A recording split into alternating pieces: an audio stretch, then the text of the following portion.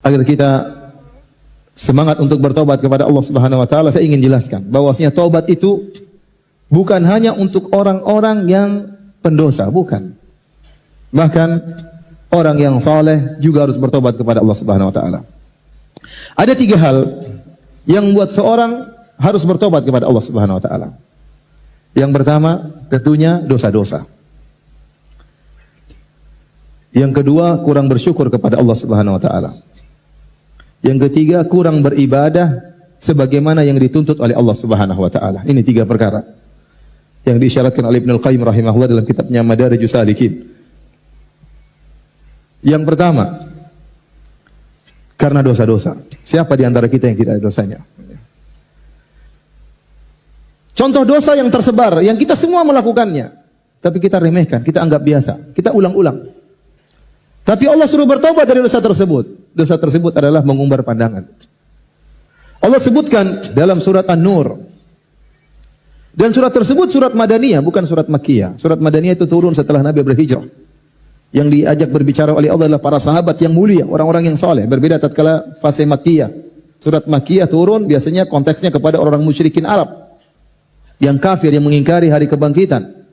Ini surat An-Nur. Dalam surat tersebut Allah mengatakan, kullil mu'minina yaghuddu min absarihim wa yahfadhu furujahum wa yahfadhu furujahum dzalika azka lahum innallaha khabirum bima yasnaun wa kullil mu'minati yaghuddna min absarihinna wa yahfadhna furujahun. Katakanlah kepada lelaki-lelaki beriman, yang Allah panggil orang-orang beriman, agar mereka menundukkan sebagian pandangan mereka dan agar mereka menjaga kemaluan mereka. Itu lebih suci bagi mereka. Sungguhnya Allah khabirum bima yasnaun. Allah Maha mengetahui apa yang mereka lakukan. Lirikan mata mereka Allah tahu. Ya alamu kha'inatal a'yun. Allah mengetahui pengkhianatan lirikan mata. Jangankan lirikan mata, kata Allah, wa ma tukhfis sudur, apa yang disembunyikan dalam dada manusia Allah tahu. Jadi yakinlah, kalau Anda melirik wanita yang haram untuk dilihat, melihat aurat wanita yang tersingkap, Anda sengaja melihat, maka Allah catat langsung. Jangankan lirikan mata, yang terbetik dalam hati pun Allah catat. Anda dengki, Allah catat. Anda hasad, Allah catat.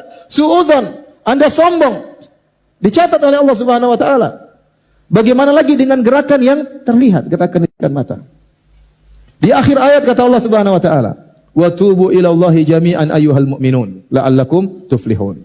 Maka hendaknya kalian seluruhnya bertobat kepada Allah, wahai orang yang beriman, semoga kalian beruntung. Kata Syekh Ibnu Utsaimin rahimahullah, ini ayat menunjukkan wajibnya seorang bertobat dari mengumbar pandangan.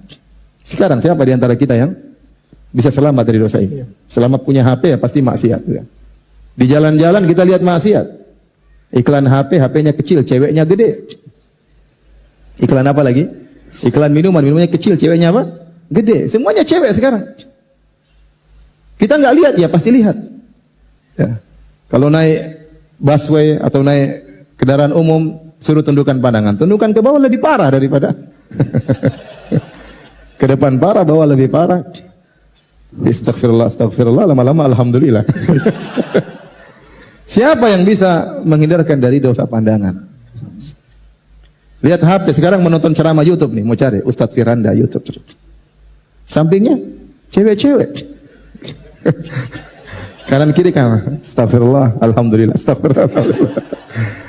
Subhanallah, benar. Kalau dulu orang bilang, kalau ingin selamat dari dosa jangan keluar rumah. Dalam rumah saja selamat. Sekarang tidak. Dalam rumah lebih bahaya. Berteman dengan HP. Selama internet jalan, sudah, lihat macam-macam. Ya. Terus kita tidak mau bertobat. Wong dosa pandangan saja banyak. Kita lihat tiap hari. Bulan Ramadan, kita bermaksiat. Pahala puasa kita kena roaming. Gara-gara kita melihat hal tersebut. Terkadang roaming lokal, terkadang roaming internasional. Tergantung apa yang kita lihat. Belum kita bicara tentang dosa yang lain. Dosa yang berkaitan dengan telinga. Kita mendengar ghibah, namimah, kita mendengar adu domba, kita ikut menyebarkan berita yang mengadu domba, kita menyebarkan berita yang buat orang berprasangka buruk, kita ikut menyebarkan hoaks, dusta. Di bulan Ramadan ikut-ikutan. Belum lisan yang kita bicarakan, termasuk yang kita tulis, yang kita komentar. Betapa banyak kita komentar di media sosial. Kita maki-maki, kita tuduh-tuduh, ini semua dosa. Setelah itu mungkin kita delete, tapi malaikat sudah mencatat, terlanjur dicatat malaikat. Mau diapain? Itu bukan dosa, itu dosa. Belum berkaitan dengan hati. suudzon, merendahkan orang lain, sombong, angkuh. Karena ada kesombongan kita merendahkan orang lain, tidak menghargai orang lain. Siapa sih dia? Itu merendahkan. Itu dosa.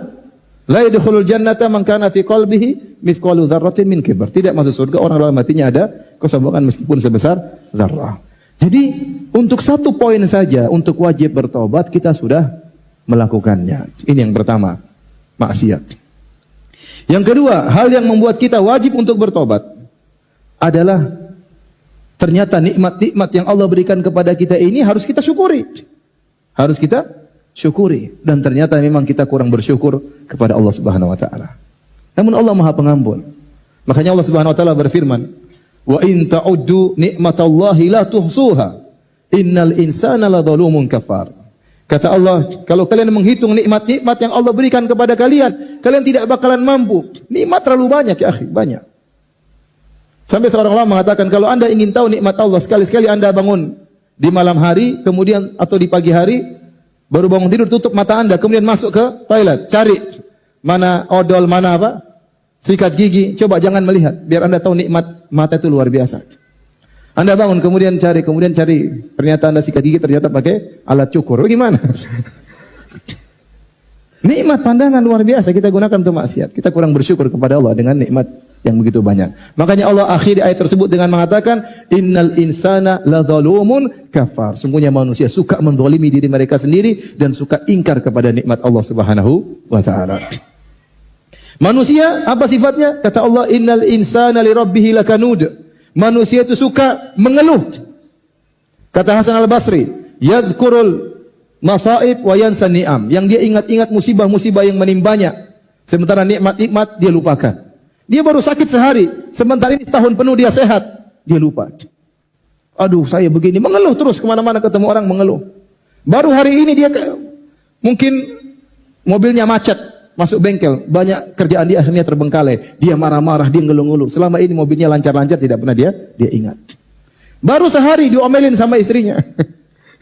Biasanya tidak diomelin. Apalagi yang diomelin setiap hari. Jadi ada orang seperti itu yang dia kerjanya mengeluh. Dia kurang bersyukur kepada Allah.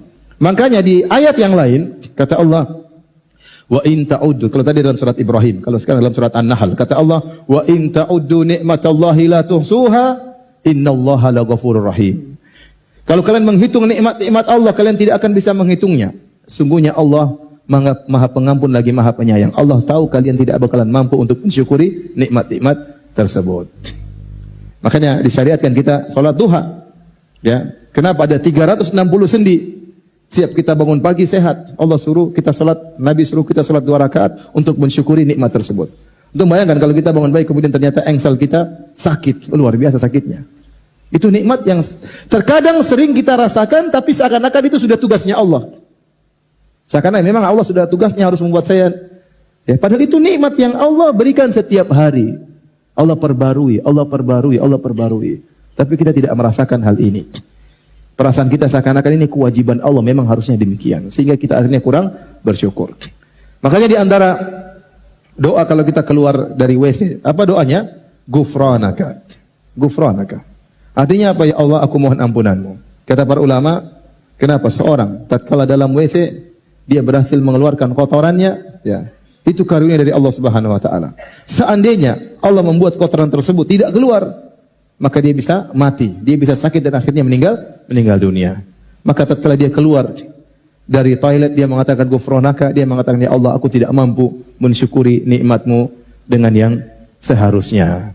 Maka dari sisi ini kita harus bertobat kepada Allah Subhanahu wa taala. Apalagi sebagian antum, sebagian ikhwan Masya Allah diberi rumah oleh Allah Subhanahu wa taala, diberi pekerjaan oleh Allah Subhanahu wa taala, diberi istri oleh Allah Subhanahu wa taala, ya. Diberi kenikmatan ikut pengajian, diberi kenikmatan untuk membaca Al-Qur'an. Ini nikmat yang luar biasa. Kewajiban kita untuk mensyukuri, dan kita pasti tidak pandai mensyukuri nikmat Allah Subhanahu wa taala. Pasti ada yang kurang. Dari sisi ini kita wajib untuk bertobat kepada Allah Subhanahu wa taala. Dari sisi yang ketiga, kata Ibnu Qayyim rahimahullahu taala, yaitu dari kurangnya kita bisa beribadah kepada Allah dengan yang semestinya. Makanya tatkala kita selesai salat, kita langsung apa? Astaghfirullah, astaghfirullah, astaghfirullah. Kenapa? Karena kita tahu Waktu kita salat pasti banyak kekurangannya. Kita sering tidak khusyuk. Padahal kata Allah, wa aqimis salata li dzikri. Salatlah untuk mengingatku. Sering kita lagi salat, kita ingat macam-macam. Ya. Allahu Akbar. Kalau kita salat subuh, kita rencanakan nanti pagi mau kemana. Kapan mikirnya? Tatkala salat subuh. Nanti salat isya kita evaluasi. Tadi kita banyak orang seperti itu. Ya. Kalau antum tidak percaya, ini saya sering sampaikan, antum tidak percaya, antum nanti kalau sholat isya hari ini, antum tanya sama teman yang sholat samping antum, tadi imam baca apa? Rakaat pertama, rakaat kedua. Banyak orang yang lupa. Benar. Tadi baca apa ya? Lupa ya. Saking khusyuknya, Allahu Akbar, tahu-tahu, Assalamualaikum warahmatullahi wabarakatuh. Lupa. Sampai ada cerita seorang di Saudi, saya pernah dengar cerita seorang syekh, dia cerita, dia pergi ke suatu masjid. Entah sholat maghrib, entah sholat isya. Setelah itu dia minta izin sama Pak Imam. Dia bilang, Pak Imam saya mau tanya kepada jamaah, yang bisa jawab saya kasih hadiah. Wahai jamaah sekalian, siapa yang bisa sebutkan? Tadi imam rakaat pertama baca surat apa? Rakaat kedua baca surat apa? Jamaah semua diam. Kata dia, jangan bikin malu jamaah. Siapa yang masih ingat? Tadi imam rakaat pertama baca surat apa? Rakaat kedua baca surat apa? Enggak ada yang jawab. Akhirnya ada anak kecil angkat tangan. Saya. Oh sini. Bikin malu, kasih malu om-om itu. Mereka tidak tahu jawab. Kamu, ayo sebutkan apa jawabannya. Rakaat pertama apa? Rakaat pertama Al-Fatihah. Rakaat kedua Al-Fatihah. Ternyata benar ya, dua-duanya Al-Fatihah. Jadi ini bukti bahwasanya kita sering lupa tatkala sedang salat. Ya. Kita ingat barang hilang tatkala sedang salat dan ada setan yang mengingatkan kita. Ya. Kita ingat utang belum kita tagih tatkala kapan? Tatkala salat. Maka pantas ketika salat selesai langsung yang kita buka dengan apa? Astagfirullah, astagfirullah, astagfirullah. Dan yang menakjubkan Nabi SAW, Nabi sekitar 23 tahun beliau berdakwah. Dan seluruh kegiatan beliau karena Allah. Tidaklah beliau duduk, tidaklah beliau berdiri, tidaklah beliau tidur kecuali karena Allah. Tidaklah beliau berucap, tidaklah beliau berdiam kecuali karena Allah Subhanahu wa taala. Tidaklah beliau marah kecuali karena Allah Subhanahu wa taala. Dengan peperangan yang begitu banyak peperangan, dengan musibah yang begitu banyak beliau alami, semuanya karena Allah Subhanahu wa taala. Ternyata di akhir hayat Allah turunkan surat yang terakhir, "Idza jaa nasrullahi wal fath wa ra'aitan nasa yadkhuluna fi dinillahi afwaja fasabbih bihamdi rabbika wastaghfirhu innahu kana tawwaba." Tatkala telah datang pertolongan Allah dan kemenangan, artinya engkau sudah berhasil wahai Muhammad. Orang semua sudah masuk Islam. Yadkhuluna fi dinillahi afwaja, orang semua masuk Islam. Nabi gembira, senang. Tapi apa kata Allah? Bertasbihlah kepada Rabbmu dan beristighfarlah. Di akhir hayat Nabi, sementara Nabi sudah begitu berhasil, Allah masih suruh Nabi untuk beristighfar. Maka setelah itu Rasulullah SAW kalau sujud atau ruku, beliau berdoa, Subhanakallahumma Rabbana wa bihamdika Allahumma ghufirli. Beliau beristighfar dalam ruku dan sujud beliau. Maksudnya apa? Dari sisi ini, ya, kita sadar bahwasanya ibadah kita ini sangat kurang. Kita kurang baca Quran, kita kurang salat malam, ya, kita kurang berzikir kepada Allah Subhanahu wa taala. Kalau salat juga pikirannya kemana-mana, ya. Kalau berzikir pikirannya kemana-mana, kita kurang mengagungkan Allah sebagaimana mestinya. Dari sisi ini pun kita harus bertobat kepada Allah Subhanahu wa taala. Dari sini kita sadar para hadirin dan hadirat bahwasanya kewajiban taubat itu bukan cuma orang-orang yang berdosa saja. Bahkan kita seluruhnya, siapapun dia, apakah dia ustadz, apakah dia ulama, bahkan Nabi saja bertobat kepada Allah Subhanahu wa taala, apalagi orang-orang yang selain mereka di bawah mereka.